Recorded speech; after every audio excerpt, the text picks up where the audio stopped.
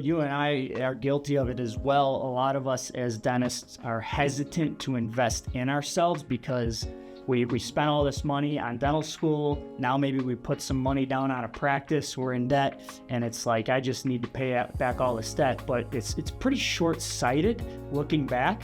And had I invested pretty early on, but why don't you speak to, had you invested when you were 30 years old in yourself via a mentor, a coach, how that would have changed things? Absolutely. I,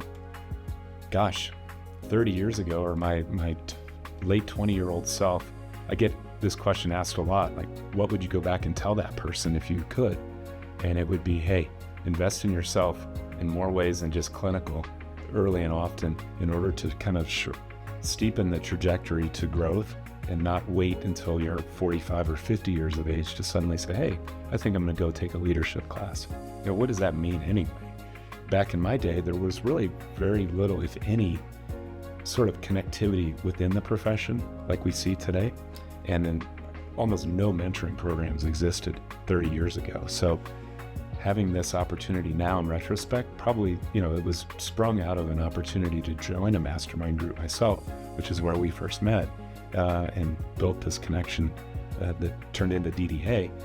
And I look back on that now and say, well, what the heck? I need to help follow time or solve problems for previous versions of myself to help them get to the promised land a little bit quicker. Sure. I mean, I was fortunate. The podcast started in 2015, and I discovered a few that were very influential. And I knew once I owned a practice, I wanted to look for coaching, mentorship to set my trajectory.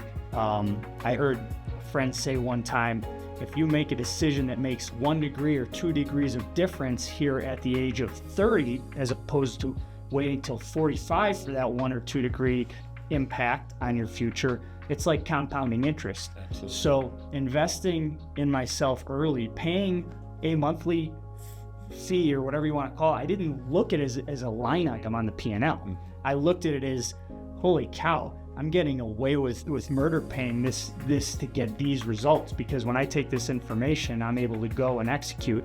And that's, what led to very, very quick growth with our startup. Within 5 years, multi-million-dollar practice with multiple providers, me practicing 1 day a week, and then we enjoyed a massive exit last year with the bigger group. And I attribute that to investing rather than looking at coaching and mentorship and being around people like yourself as investments, not expenses.